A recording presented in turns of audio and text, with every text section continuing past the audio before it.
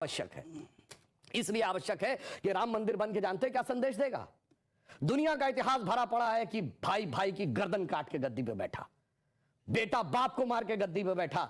यह दुनिया को एक संदेश देगा कि एक ऐसा भी महापुरुष है, एक ऐसे भी भगवान है, एक ऐसी महान संस्कृति है जहां पिता के एक वचन के लिए संपूर्ण राज्य छोड़कर बेटा जंगल में चला जाता है। जहां जिसको राज मिलने वाला होता है वो खड़ाऊ रख के शासन करने लगता है, दूसरा भाई जंगल में चला जाता है। यह संदेश देगा। और दूसरा संदेश जानते क्या देगा?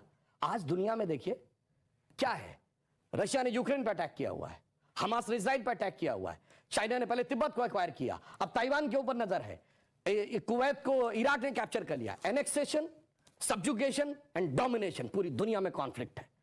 भगवान राम ने क्या संदेश दिया? जब लंका को जीता, क्या एनेक्सेशन किया, अपने राज्य में लाया? नहीं। उसका सब्जुगेशन किया, कोई अपना डिप्यूटी अपॉइंट किया? नहीं। उसका कोई डोमिनेशन किया कि कोई उससे ट्रीटी रखवाई? नहीं। कहा भाई अपने अपने धर्म का पालन करो, बस हम इतने ही में करते हैं। तो पूरी दुनिया को जियो पॉलिटिकल संदेश अगर कोई देगा तो वो ये देंगे। और मैं एक बात और कहना चाहता हूं, जो आपने कहा राम शब्द का अर्थ जानते क्या है? रम धातु से बना है। जैसे आपने हिंदी में और संस्कृत में शब्द सुना होगा रमणीक स्थान, रमता जोगी, यानी जिसमें चीज सेटल हो। राम शब्द का संस्कृत में अर्थ है रमन्ते इति रामः, अर्थात वह एलिमेंट जिसमें संपूर्ण संसार सेटल्ड है। और वो एलिमेंट का संघर्ष किससे है? दशानन से, 10 मुख वाले रावण से, उसकी 10 इंद्रियों की बहिर्मुखी पिपासा से। और राम उत्पन्न कैसे होंगे? राम के पिता क्या नाम है? दशरथ। तो 10 इंद्रियों को रखेंगे तब भगवान, तब डिवाइन एलिमेंट आपके अंदर उत्पन्न होगा। Extrovert tendency of all the 10 senses को डिस्ट्रॉय करेगा और धर्म स्थापित होगा। जब ये कहने लगते हैं ये राम वो राम, तो मुझे जानते क्या नजर आता है? वही बच्चों को एलिमेंट्री पढ़ाया जाता है 1 2 3, फिर आगे जाके वो फ्यूचर में एमएससी मैथमेटिक्स भी करता है, बैलिस्टिक इक्वेशन भी बताता है। पर ये कहेंगे नहीं वो बैलिस्टिक इक्वेशन है तो फिर तो 1 2 नहीं पढ़ाना चाहिए, क्योंकि वो तो अलग है। मैं पहले भी उदाहरण दे चुका हूं। 4 - 3 = 1 होता है। आप सब ने जब क्लास 2nd 3rd में एडिशन सब्ट्रैक्शन सीखा वगैरह, आप 3 - 4 करते, टीचर डांट देती थी, बेवकूफ ये नहीं पता कि 3 - 4 नहीं हो सकता।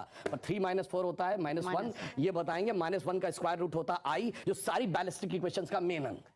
तो उस लेवल पे पहुंचिए तो समझ में आएगा जिसको आप कह रहे हैं बचकाना है वो कितना आलिशान है, ये जाके समझ में आएगा। डॉक्टर कलाम से पूछिए तो -1 के स्क्वायर रूट का अंतर समझ में आएगा। तो राम की कथा बहुत गहरी है और इसीलिए रामचरितमानस क्यों लिखा है?